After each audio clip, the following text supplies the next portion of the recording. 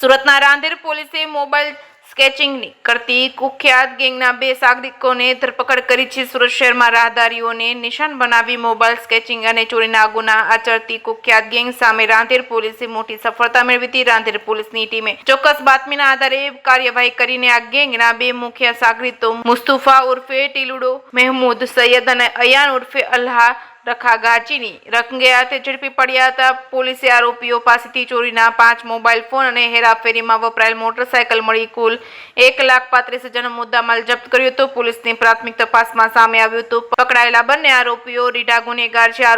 આરોપી મુસ્તુફા ઉર્ફે ટીલોડો વિરુદ્ધ ભૂતકાળમાં 12 થી વધુ ગંભીર ગુના અને 3 પાસાની કાર્યવાહી નોંધાઈ ચૂકી છે, જ્યારે તેના સાગરીત અયાન ઉર્ફે અલ્લાહ રાખા વિરુદ્ધ અગાઉ 2 ગુના નોંધાયેલા છે. રાંદેર પોલીસે બંને આરોપીઓ વિરુદ્ધ કાયદેસરનો ગુનો નોંધી વધુ તપાસ હાથ ધરી હતી, જેથી અન્ય કેટલા સ્કેચિંગના બનાવો ઉકેલાય તે સામે આવી શકે છે.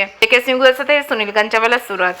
સુરત શહેરમાં મોબાઈલ સ્નેચિંગ અને મોબાઈલ ચોરીના ગુનાઓ અટકાવવા માટે respected CP sir, sector 2 sir અને ડીસીપી સરના સીધા માર્ગદર્શન હેઠળ રાંદેર પોલીસ સ્ટેશનની ટીમ દ્વારા ચોક્કસ બાતમીના આધારે અત્યારે જે અનડિટેક્ટ જે છે 2 પોલીસ સ્ટેશન અશ્વિની કુમાર અને ઉત્તરાયણ એના 2 આરોપીને પકડવામાં આવેલા છે.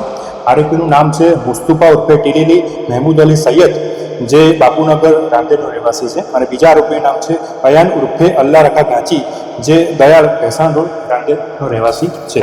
આ આરોપીના ગુનાહિત ઇતિહાસની વાત કરીએ તો આરોપીઓ વિરુદ્ધમાં ભૂતકાળમાં આરોપી નંબર જે 1 છે એના વિરુદ્ધમાં 12 ગુના અને 3 પાસા કરવામાં આવેલ છે, અને આરોપી નંબર જે 2 છે એના વિરુદ્ધમાં 2 ગુનાઓ છે. આ આરોપી પાસેથી મુદ્દામાલમાં ટોટલ 1,35,500નો મુદ્દામાલ જપ્ત કરવામાં આવ્યો છે, જેમાં 5 મોબાઈલ અને મોટરસાયકલનો સમાવેશ થાય છે.